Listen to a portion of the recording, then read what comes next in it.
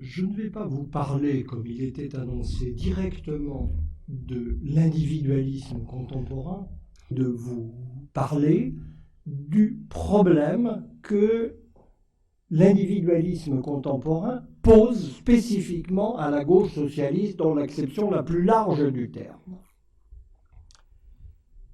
Le premier mystère étant dans la manière dont elle a épousé cet individualisme contemporain et dont elle s'en est fait le champion, ce qui paraît a priori un peu contraire à sa problématique d'origine. Mais le problème étant bien entendu de comprendre quelle est la nature exacte de cet individualisme et la nature de la dynamique dans laquelle il emporte nos sociétés. J'aurais pu, de ce point de vue, intituler mon propos « L'impasse du social individualisme ». C'est au fond l'expression qui aurait résumé le mieux l'esprit de ce que je vais vous dire et qui exprime avec le plus de finesse la difficulté où se trouve aujourd'hui la famille de pensée du socialisme démocratique au sens large. Elle a été emportée par une évolution profonde de nos sociétés qu'elle n'a pas cherché à comprendre, dans laquelle elle a cru pouvoir se loger, et qui la met aujourd'hui devant un véritable mur politique. Le sujet, on pourrait beaucoup s'y étendre, est assez typique de l'espèce d'étrange paralysie ou paresse intellectuelle, je ne sais, qui a saisi nos sociétés dans les dernières décennies de leur évolution. On a le sentiment de sociétés qui ont renoncé à penser ce qui leur arrivait. Et notre sujet en est l'une des expressions les plus caractéristiques. Chose dont je remarque au passage qu'à elle seule, elle représente un immense défi pour la gauche.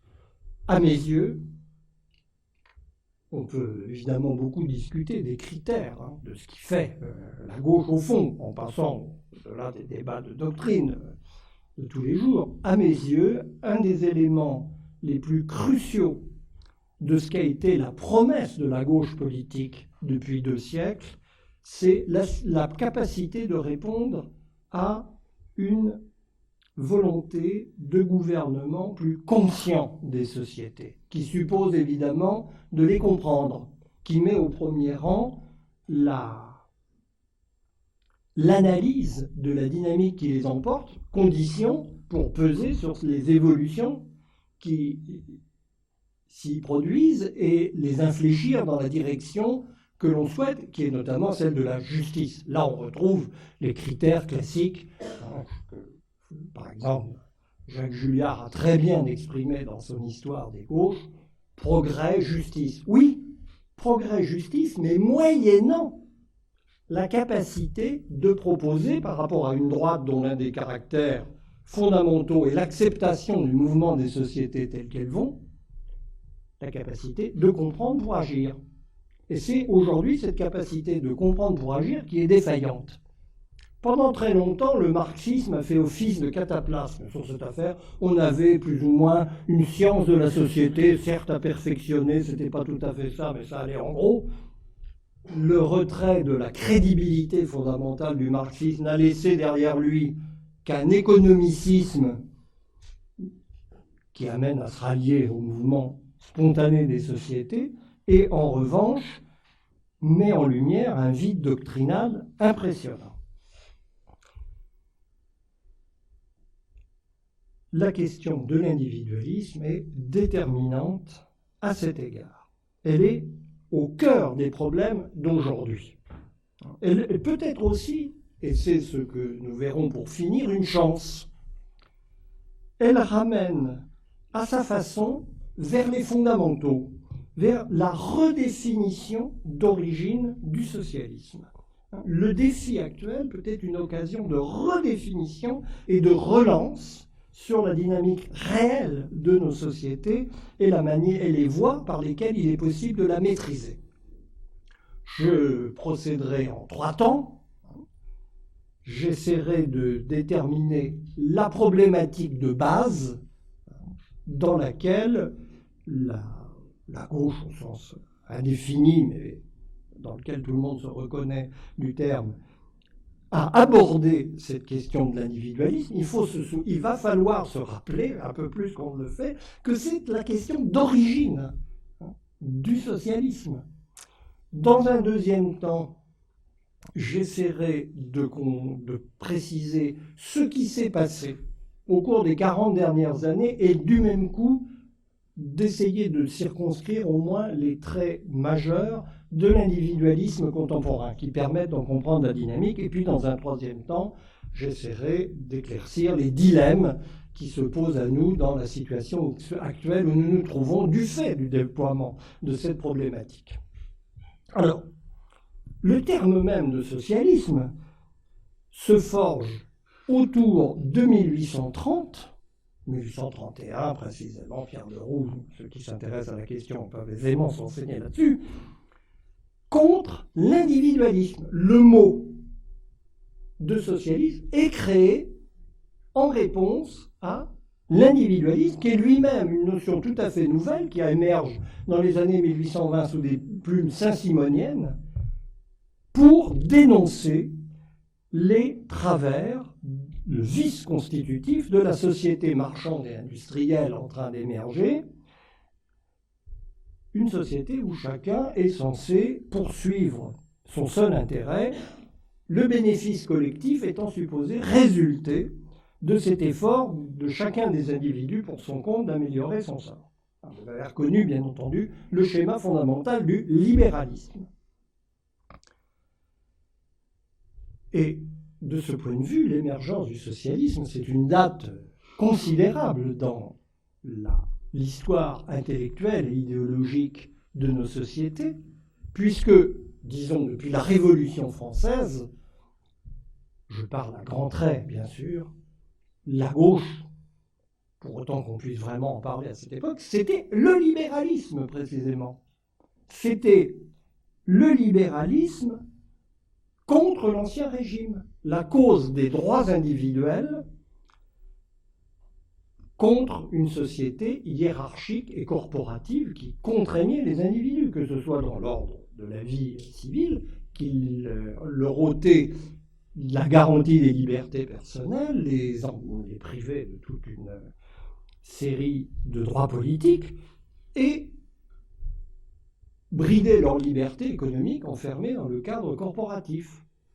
La gauche, c'est au départ le libéralisme. C'est aussi une chose que Julliard a très heureusement rappelé dans son livre et qu'il est essentiel de retenir, de rappeler dans le contexte où nous nous trouvons. La révolution industrielle change complètement la problématique. On arrive devant des questions tout à fait nouvelles qui font émerger une nouvelle famille de pensée, la famille socialiste, qui vit de la dénonciation de l'injustice créée par la société libérale, justement, qui commence à se mettre en place. Le débat va durer tout au long du XIXe siècle et au-delà. Il y aura d'un côté notre républicanisme libéral, fidèle héritier de la Révolution française, et de l'autre côté, un socialisme à diverses facettes, diverses obédiences, mais qui toutes,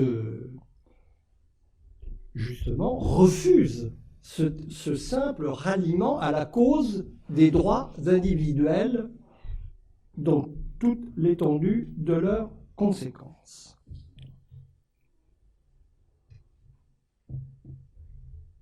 La question étant pour tout le monde, que faire de cet individu et de ses droits individuels pour aboutir à une société qui soit en même temps juste. Alors, il y a à un pôle le collectivisme radical, qui est la vraie maladie infantile du socialisme, parce qu'il s'agit en fait de restaurer sous une nouvelle manière l'autorité collective et hiérarchique qui était celle de l'Ancien Régime, en fait, dans une forme modifiée. Et puis il va y avoir à l'autre extrémité l'anarchisme autre tentation constitutive dans cette situation qui consiste à dire, précisément, c'est parce qu'on n'a pas été assez loin dans la proclamation des droits individuels que nous nous trouvons dans cette situation d'injustice. Dans une société qui ne comprendrait que de libres associés, il n'y aurait plus ni pouvoir, ni propriété injuste qui établirait des démarcations entre les êtres. Et la réponse qui va s'imposer par rapport à ces deux solutions qui n'en sont pas, manifestement, c'est celle à laquelle, en fait, Marx a donné sa forme canonique, qui est beaucoup plus subtile et qui procède d'une compréhension historique du problème. On peut le résumer en rappelant très simplement la consécution révolution démocratique bourgeoise, révolution sociale destinée à parachever cette révolution libérale.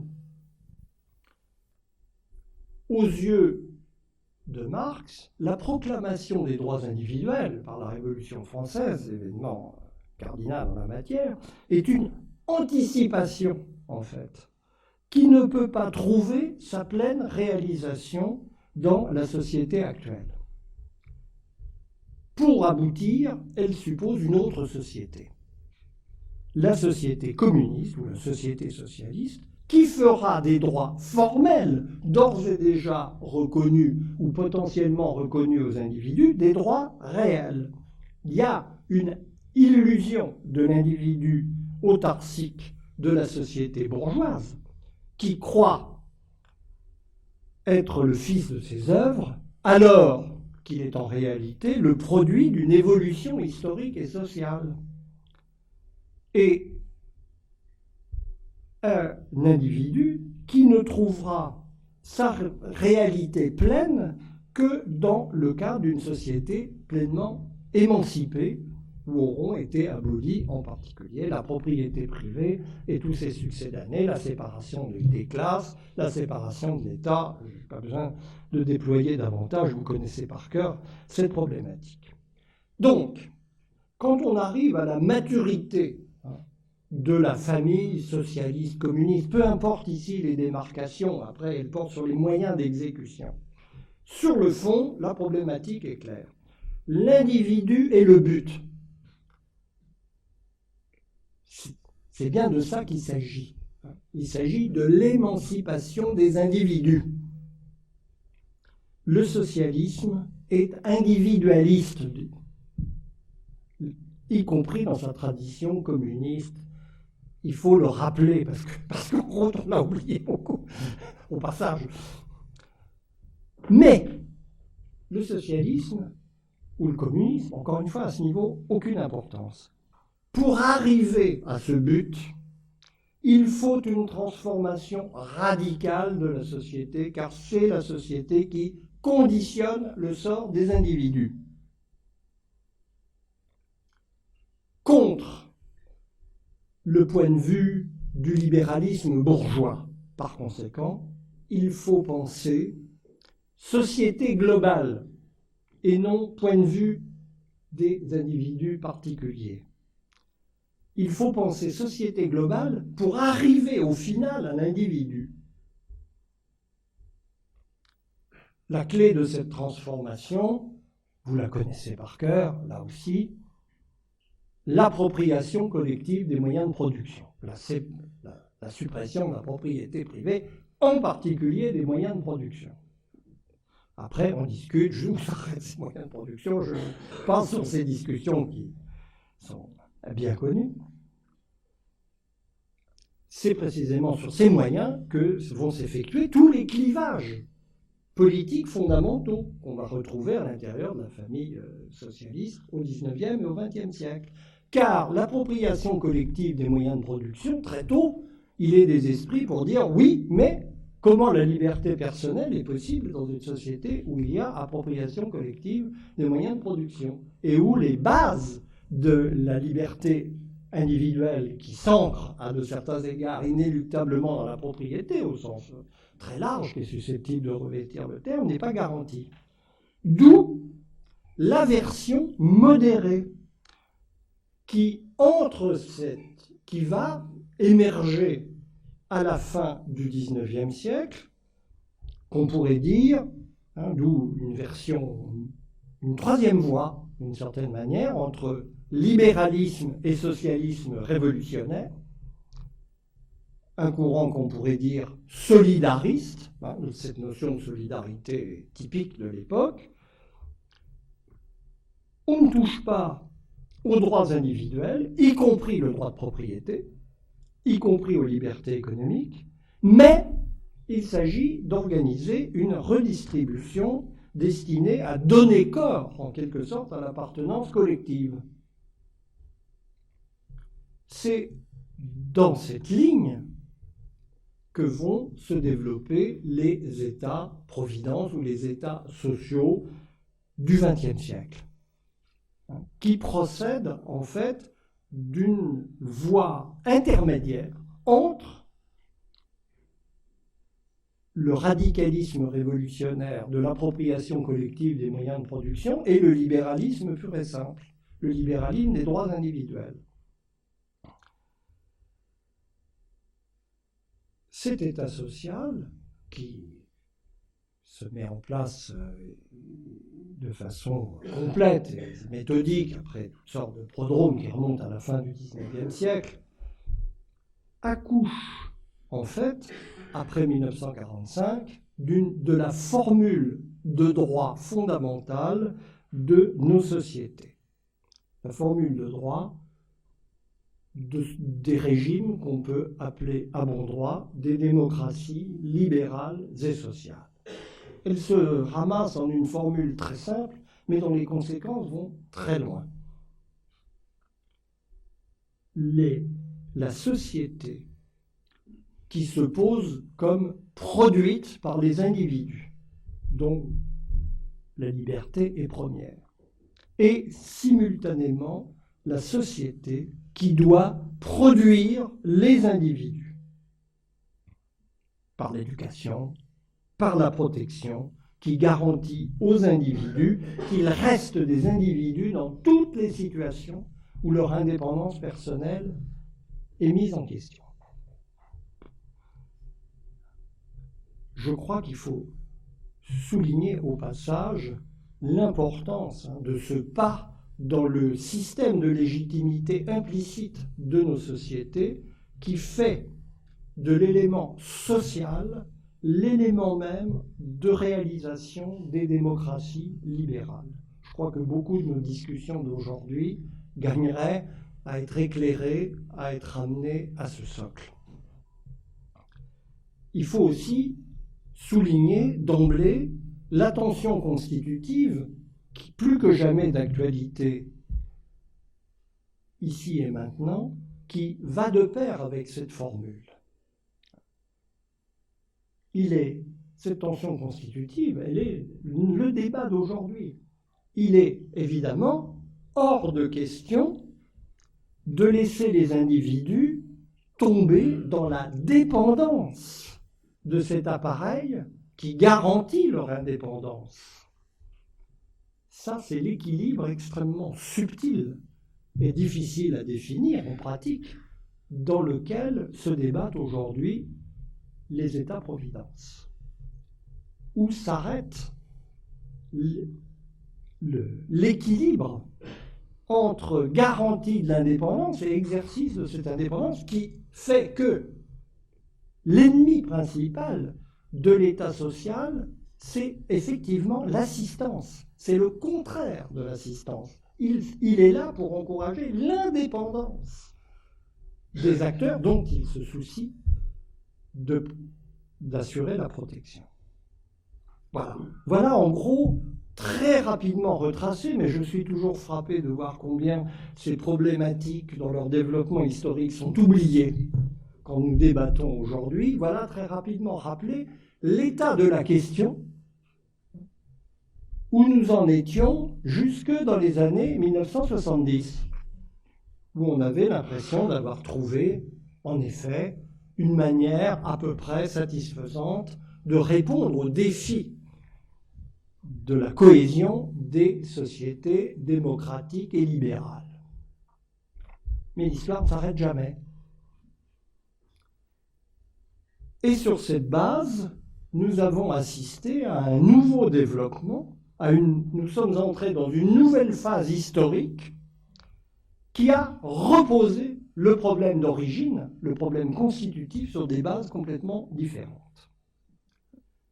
Je n'ai pas besoin de vous rappeler les étapes et les moments de la vague libérale qui se met à déferler à partir de la crise du milieu des années 1970 et qui va installer un nouveau paysage idéologique où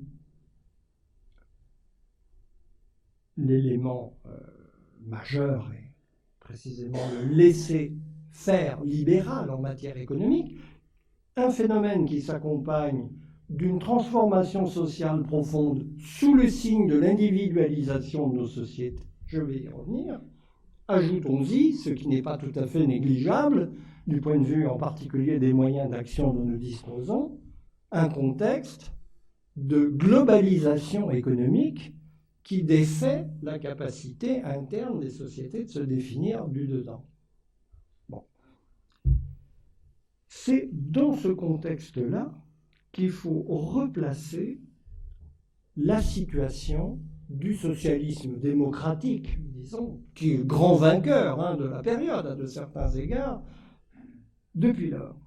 Et c'est la condition pour comprendre ce qui se passe aujourd'hui. Le fait, il y a quelque chose, le fait marquant, c'est qu'il y a quelque chose de très paradoxal quand on y songe, du point de vue du sort du socialisme démocratique dans cette période récente, dans ces 40 dernières années à peu près. Sur le fond, il est battu à plat de couture. C'est la défaite idéologique en race campagne des fondamentaux de l'idée socialiste telle qu'elle s'était définie depuis le XIXe siècle, et en particulier de son point central, l'appropriation collective des moyens de production. Alors, d'ailleurs, cette formule, c'est simple, aujourd'hui, elle n'est même plus comprise. Quand vous avez affaire à un auditoire un peu juvénile, il se demande de quoi il peut bien s'agir. Ils en ont vaguement entendu parler, mais ils ne se représentent pas du tout l'enjeu. C'était l'article principal, avec toutes les nuances qu'on pouvait mettre dans la réalisation de cette appropriation collective, terminé. La production, la sphère de la production et des échanges relève de la logique du marché. Voilà le fait en même temps que l'idée qui s'impose absolument dans nos sociétés. Le communisme, dans sa variante lénino-stalinienne, n'y survivra pas, mais profondément, on aurait pu penser que, y compris la social-démocratie la plus classique, qui certes était beaucoup plus mesurée dans sa gestion de cet horizon, mais c'était son horizon, aurait été profondément atteinte politiquement par cette remise en question de son article de foi premier. Eh bien, pas du tout. Si d'un certain point de vue, l'avantage repasse à la droite libérale, qui se trouve du côté du pôle idéologique dominant, avec la récusation de principe des solutions de type collectif, la gauche socialiste démocratique va trouver une niche écologique dans ce paysage hostile, avec la cause de l'individu et de ses droits.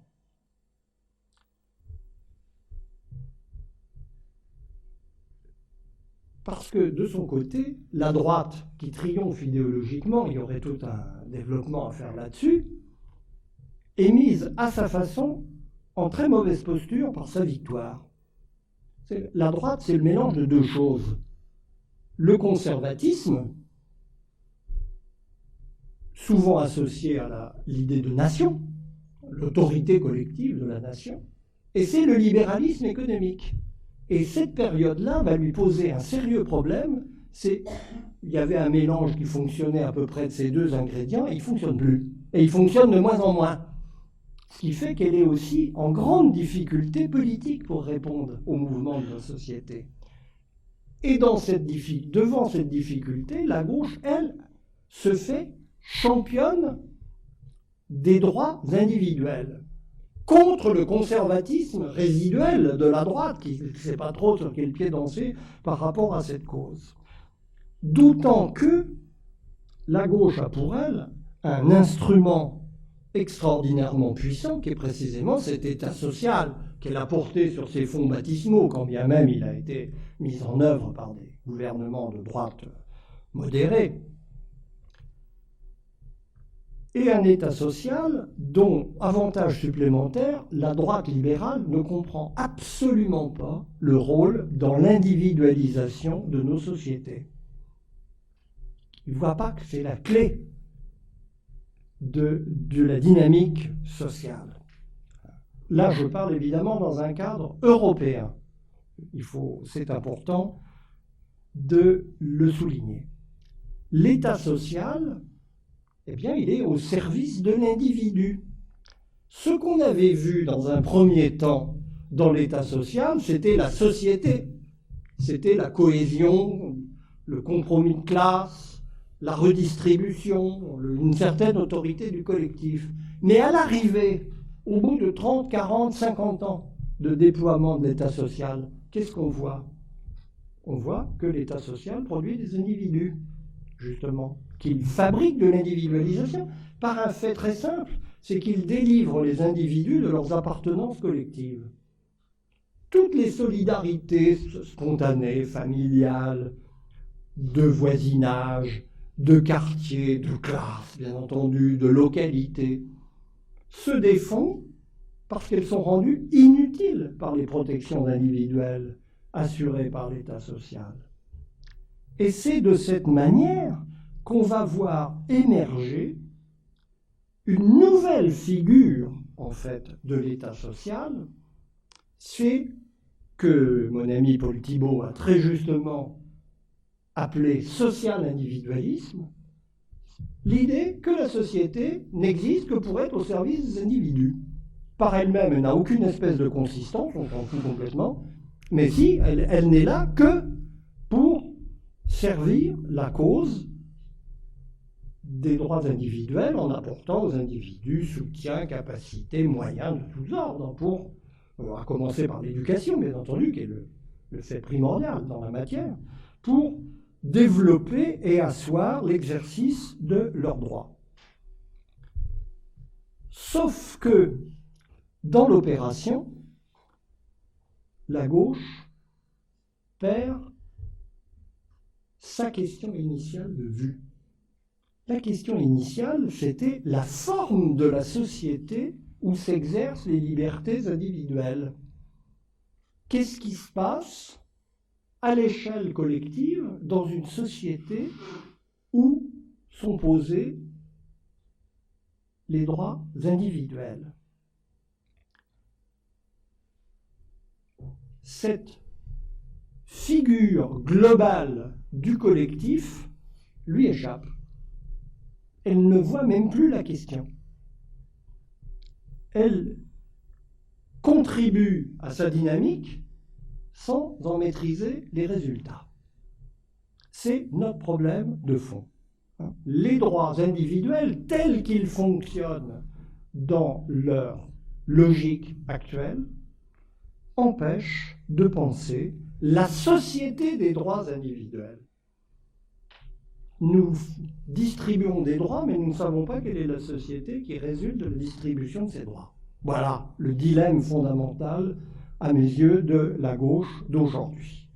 La conjoncture idéologique nouvelle qui s'est imposée dans ces années 1970-1980 a fonctionné en fait comme un piège pour la gauche socialiste démocratique. À court terme, elle lui a donné de quoi survivre à la défaite idéologique qu'elle a essuyée sur le terrain la compréhension de l'économie et de la maîtrise de l'économie, mais à plus long terme, elle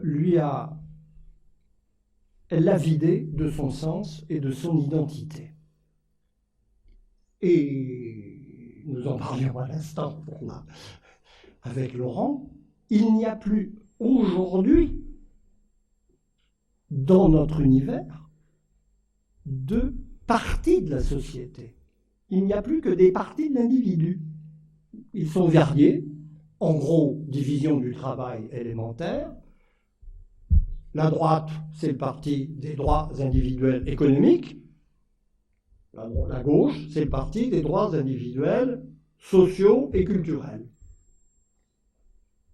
C'est ça, la répartition du spectre idéologique réel, au-delà des discours.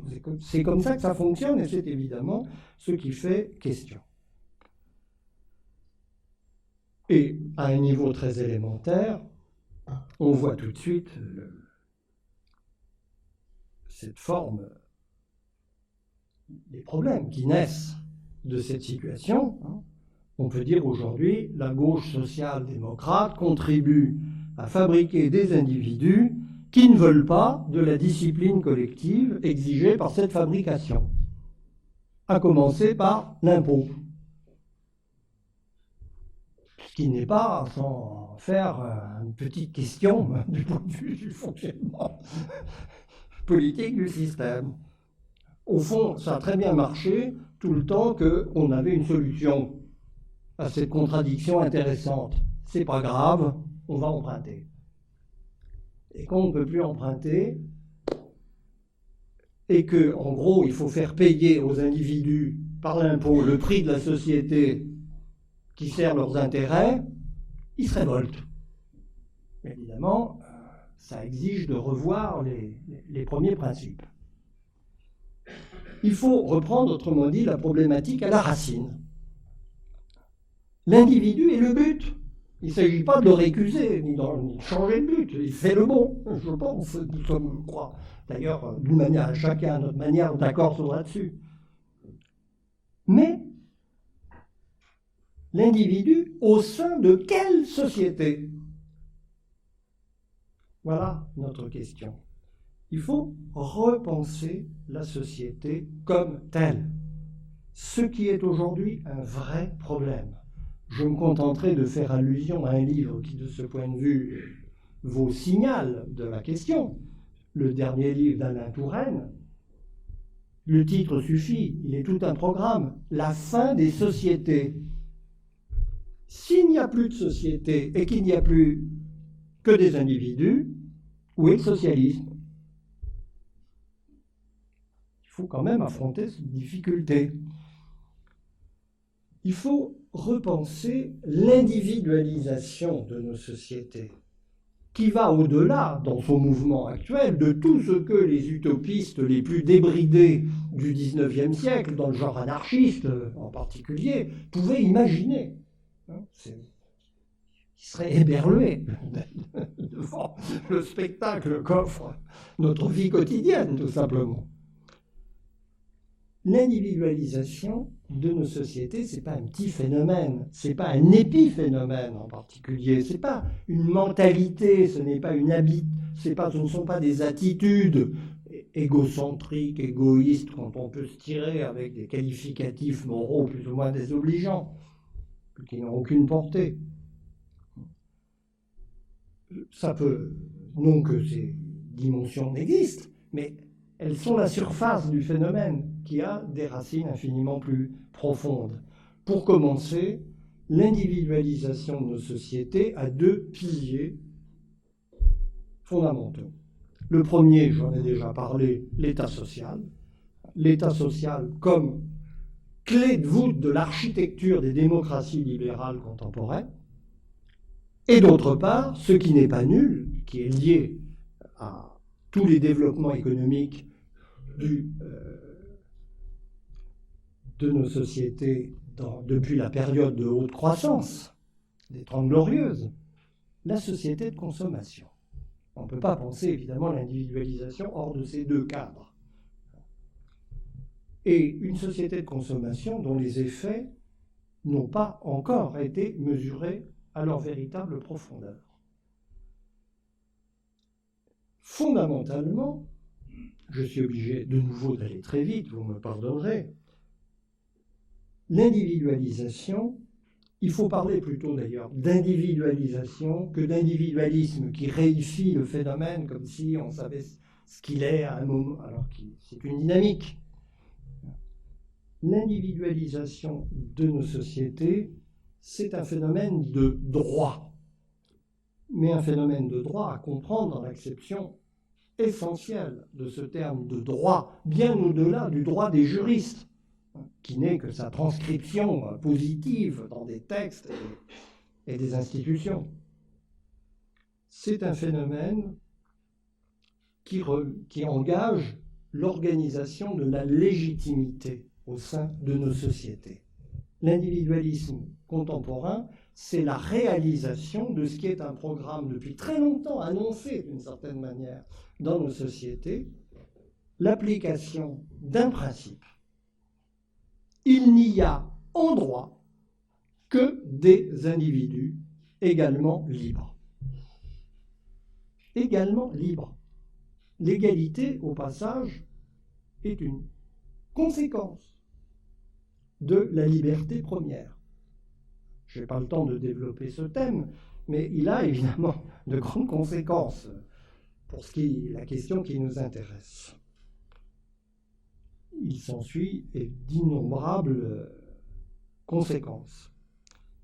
Le principe est très vieux, il remonte à ce qu'on a appelé conventionnellement l'école du droit naturel moderne, 17e, 18e siècle. Mais si le programme est très vieux, sa réalisation est toute récente. Et ce n'est qu'aujourd'hui que ce programme, qu'on a souvent daubé, comme dans la tradition marxiste en particulier, comme irréel, fantasmagorie de bourgeois en délire, qui ne voyaient pas la société telle qu'elle était, eh bien, ce programme, il s'est réalisé contre toute attente. Le formel est devenu pour de bon réel.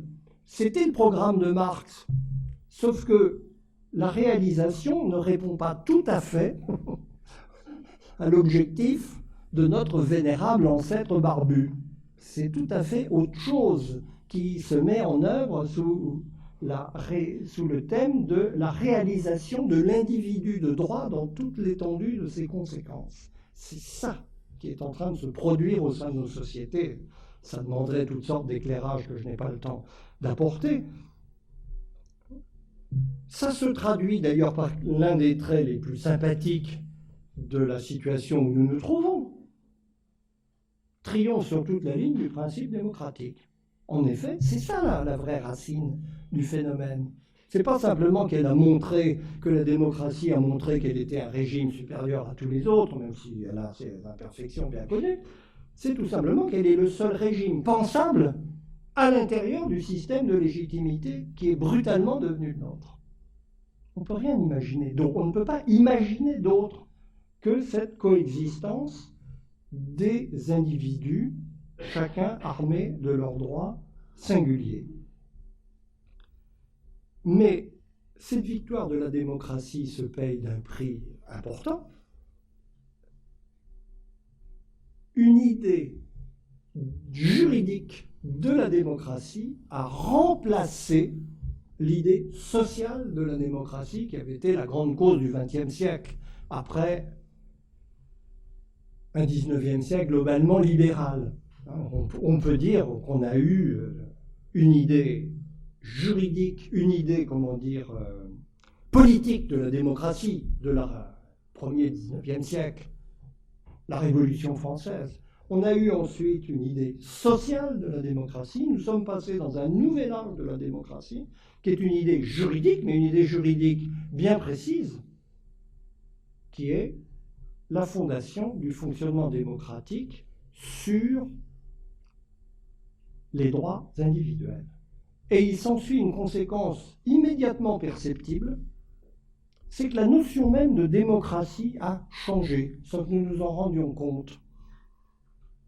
La démocratie, c'est l'exemple antique qui en la matière est évidemment privilégié, c'est traditionnellement le pouvoir du peuple encore.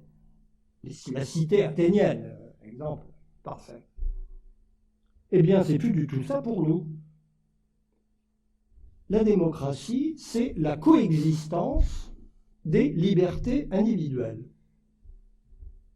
La coexistence des libertés individuelles, ça veut dire le moins de pouvoir collectif possible au service du plus de liberté individuelle possible. Ça veut dire tout simplement que l'idée juridique de la démocratie, c'est l'idée d'une démocratie minimale. Il s'agit d'assurer la plus grande capacité aux individus d'exercer leurs droits et non pas de mettre ces libertés ensemble pour en faire un pouvoir collectif, dont la notion même d'ailleurs devient extrêmement suspecte. Il y a un côté comme ça antipathique dans cette idée aujourd'hui spontanément auprès des populations.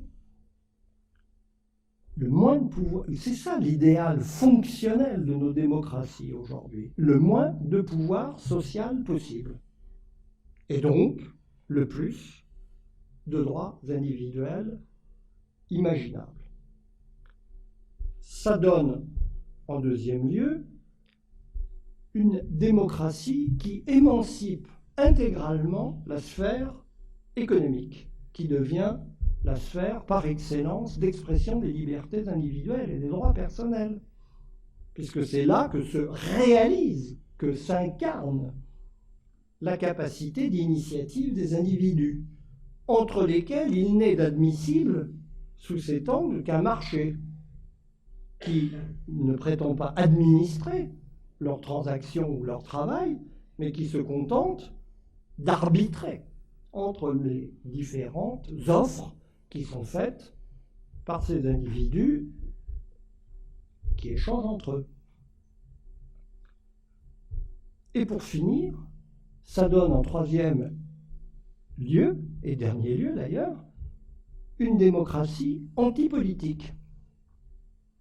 Chose tout à fait étonnante. Nous sommes d'ailleurs, je dirais que chaque jour me paraît en apporter des indices, dans un moment de déploiement de cette formule qui a mis du temps à s'installer. Nous sommes dans un moment où on voit bien que la pente est de substituer la régulation juridique au pouvoir politique, tout autant qu'il est possible. Nous avons en plus en Europe, si je puis dire, une construction qui démultiplie les dimensions de cette proposition, puisque c'est ça, à beaucoup d'égards, l'esprit de la construction européenne. Il ne s'agit pas de construire un pouvoir européen, il s'agit de construire une gouvernance européenne reposant sur cette régulation juridique des différents acteurs.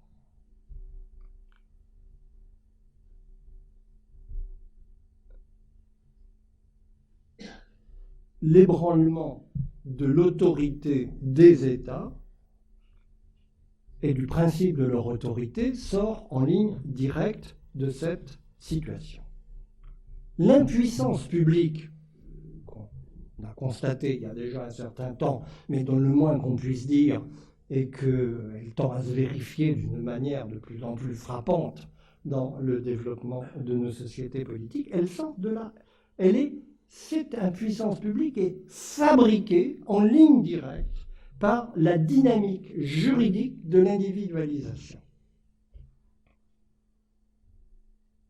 Et encore une fois, cette dynamique juridique de l'individualisation est inséparable du néolibéralisme économique.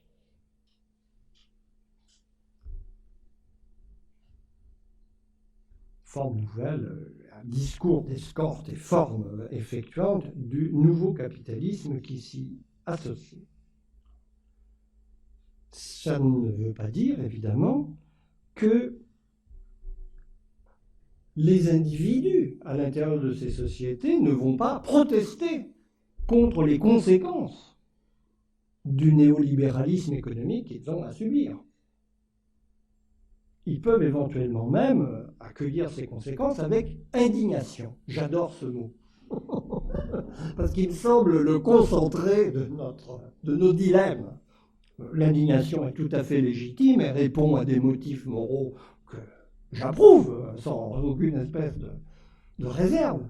Mais bien évidemment, ce qui est très frappant, c'est la connivence entre les indignés et l'objet de leur indignation. Ils sont en total désaccord sur les effets, mais en total accord sur les causes. Ce qui fait que c'est pas de ce côté-là qu'on peut attendre un levier de transformation très puissant du monde où nous nous trouvons. J'avais regardé d'un peu près les déclarations des leaders de Occupy Wall Street à l'époque, et rien n'était plus frappant quand on regardait le discours d'à peu près les manifestes divers et variés que ce mouvement avait suscité, que de voir une espèce de logique anarchisante dans le cas, pour employer un terme, je ne dis pas qu'il se rattache à l'anarchisme, mais c'est la logique libertaire de leur discours, recoupée. Il réinventait Milton Friedman à l'extrême gauche, de façon autodidacte et méritoire. Ça méritait une bonne note, mais ça ne constituait évidemment pas un outil très puissant, encore une fois, de la révolution attendue. C'est pas sur ces prémices-là qu'on peut la faire. C'est assez facile de l'établir. Après, une autre discussion s'ouvre sur les moyens en question. Je crois que cette situation nous dit clairement ce que sont nos tâches.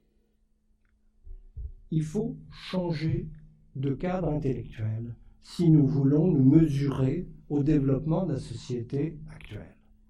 Avec les outils dont nous disposons, nous ne pouvons rien que reconduire en l'améliorant à la marge, et pourquoi pas. Je ne mésestime absolument pas cette tâche. L'évolution, la dynamique profonde de nos sociétés. Nous avons à essayer de comprendre la formule de cette société des individus qui est pour de bon advenue. Une société des individus dont la propriété la plus troublante est que spontanément, elle est incapable de se penser comme une société.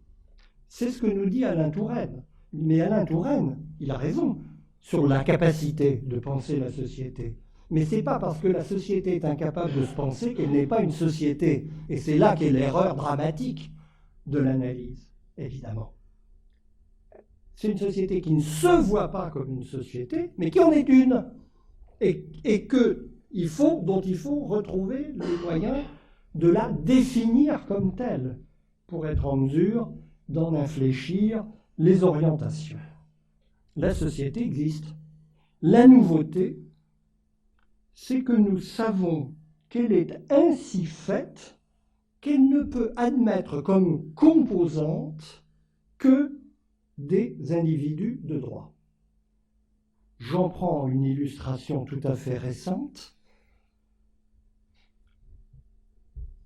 dont nous avons eu une sorte de vérification par une cause qui a défrayé la chronique ces derniers mois, de cette individualisation radicale. C'est l'affaire du mariage pour tous. Quelle était la signification du phénomène, au-delà de toutes les opinions qu'on peut avoir sur le sujet? Eh bien oui, nous sommes dans une société, la première de l'histoire, qui n'est plus faite de famille en vue de la reproduction de la société. Parce que c'était ça, le mariage. C'était l'institution clé qui assurait cet élément crucial qu'est la reproduction biologique et culturelle des sociétés dans le temps. Eh bien, ça n'existe plus. il n'y a plus de famille à la vérité dans le sens institutionnel du terme, il y a des couples. Le couple, c'est l'association libre d'individus de droit, et en effet, qu'importe leur sexe, c'est pas le problème. Ça cesse complètement d'être une définition tenable du couple. Mais on voit, dans un cas comme celui-là, aussi le choc culturel que représente pour nos sociétés la prise de conscience de cette individualisation radicale qui dissout ce qu'était leur ordre depuis qu'elles existent, nos sociétés, c'est l'organisation de la parenté qui n'est plus structurante dans la vie collective. Ce n'est pas une petite affaire. Évidemment, vous l'avez bien compris, il faut surtout sortir du débat pour ou contre l'individu. Comme s'il y avait du sens à cette discussion. Il n'y en a aucun. Il ne s'agit pas d'être contre l'individu ou pour. Il s'agit en effet d'administrer l'articulation de l'individuel, de la sphère individuelle et de la sphère collective. L'individu de droit, j'y insiste, parce que c'est là que ça se passe, et c'est là qu'est la dynamique. Si ça n'était que l'égocentrisme, qui n'est pas une invention des temps récents, on a quelques exemples historiques assez anciens, ou le comportement auto-centré de manière générale, ça serait une question morale. Non, c'est une question constitutive. C'est qu'est-ce qui compose une société, qu'est-ce qui fait le lien entre les personnes. C'est là que ça se passe. C'est la réalité nouvelle de nos sociétés qui a reconfiguré tous nos problèmes. La famille, j'en parlais à l'instant, mais aussi l'éducation, le travail, le rapport à la politique, ô combien. Simplement, devant ce fait, il s'agit de penser la société qui en résulte, qui est ce qui nous manque dans le paysage. Il s'agit de penser cette société pour savoir ce que nous pouvons en faire, la rendre plus vivable, la rendre plus maîtresse des choix collectifs, la rendre plus fonctionnelle d'abord pour commencer, parce que cette société des individus est atteinte de graves dysfonctionnements qui ne vont pas en s'arrangeant, à ce qui semble. Il comporte des dérives pathologiques menaçantes, et bien entendu, il s'agit de comprendre comment définir une société d'individus justes. La réponse tacite à toute cette question dans nos traditions, c'était en comprimant les droits individuels. Voilà comment on obtiendra la justice, hein, on va limiter les droits des uns pour augmenter ceux des autres, il y a une sorte de redistribution des droits individuels. C'est évidemment une formule qui ne marche plus. Il faut trouver autre chose. C'est pas comme ça que ça peut fonctionner. Le socialisme, qui s'est défini à l'origine par rapport à cette question d'individu, doit se redéfinir aujourd'hui à nouveau en fonction d'elle, mais dans des termes complètement transformés. Le socialisme émerge avec la première révolution industrielle. Il se développe dans son style d'organisation que nous connaissons, partis, syndicats, avec la deuxième révolution industrielle. Je ne sais pas s'il y a quelque chose, s'il faut appeler vraiment les transformations actuelles du système de production une troisième révolution industrielle. On peut en discuter beaucoup, je ne suis pas compétent pour avoir un avis sur la question, mais ce que je sais, c'est que nous sommes devant quelque chose de plus large encore qu'une révolution industrielle, qui est une révolution juridique et anthropologique, qui nous pose des questions complètement inédites par rapport à ce qu'ont pu être tous nos projets sociaux et politiques du passé, et qui oblige à repenser le cadre intellectuel à partir duquel une prise transformatrice sur la vie de nos sociétés est possible. Sauf de quoi nous nous contenterons de la subir en la modifiant éventuellement à la marge.